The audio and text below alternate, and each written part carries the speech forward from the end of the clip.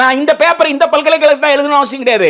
இதே பேப்பர் வேற எந்த பல்கலைக்கழகம் எழுதினா போறோம், ஆட்டோமேட்டிக்கா அது ஏபிசில ரிஜிஸ்டர் ஆயிருந்தா போறோம். அக்ரெடிட்டேஷன் பேங்க் ஆஃப் கிரெடிட்னு இருக்கு, அது ரிஜிஸ்டர் ஆயிருந்தா போறோம், ஆட்டோமேட்டிக்கா அங்க கிரெடிட் ஆயிடும். அந்த துணைவேந்தரோ அந்த வேந்தரோ அல்லது வந்து அந்த கல்லூரியினுடைய முதல்வரோ என்ன செய்யணும்னா இந்த பேங்க் அக்கௌண்ட்டை போய் பார்க்கணும், இவருக்கு நேரா எத்தனை கிரெடிட் வந்திருக்குன்னு. கிரெடிட் வந்திருக்குன்னா எப்பா சர்டிஃபைடுப்பா, நீ இந்த வருஷம் கிளியர் பண்ணிட்டப்பா.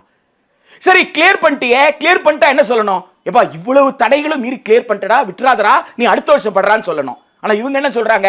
எப்பா இவ்வளவு கஷ்டப்பட்டு படிச்சியே, இதை விட 2வது வருஷம் எவ்வளவு கஷ்டமா இருக்கும், நீ இப்பவே போனீங்கன்னா சர்டிபிகேட் கிடைக்கும்ன்றாங்க. இப்பவே போனா சர்டிபிகேட் கிடைக்கும்னா 18 வயசை தாண்டி ஒருத்தன் அவன் வீட்டு சூழல் மற்ற விஷயங்கள் சரி, அந்த சர்டிபிகேட் வச்சுட்டு என்ன சொல்றாங்க? எக்ஸிட் என்ட்ரி, எப்போ வேணாலும் எக்ஸிட், எப்போ வேணாலும் வெளில போயிரு, எப்போ வேணாலும் வெளில வந்து கேட்கறதுக்கு ரொம்ப நல்லா இருக்கு. அங்கதான் ஒரு பொடி வச்சிருக்காங்க. என்ன பொடி வச்சிருக்காங்கன்னா, அந்த கிரெடிட் எத்தனை காலத்துக்கு செல்லுபடி ஆகுமோ அத்தனை காலத்துக்குள்ள நீங்க வந்து படிக்கணும். அப்ப அத்தனை காலத்துக்குள்ள நான் செல்லுபடி படிக்க திரும்பி வரலன்னா திரும்பவும் முதல்ல இருந்து படிக்கணும். முடியுமா? இந்த சூட்சமோ பேசியிருக்கோமா? மாணவர்கிட்ட போய் பேசணுமா? பல்கலைக்கழகத்தில் பேசணுமா? கல்லூரியில பேசணுமா? தெரிஞ்சா மாணவர்கள் சும்மா இருப்பாங்களா? பெற்றோர்கள் சும்மா இருப்பாங்களா? யோசிச்சு பாருங்க. தெரியாது, தெரிந்து கொண்டு மக்களுக்கு சொல்லாமல் இருக்கிற நாம் குற்றவாளியா அல்லது மக்கள் போராடலன்னு சொல்றமே மக்கள் குற்றவாளியா? கொஞ்சம் யோசிச்சு பாருங்க.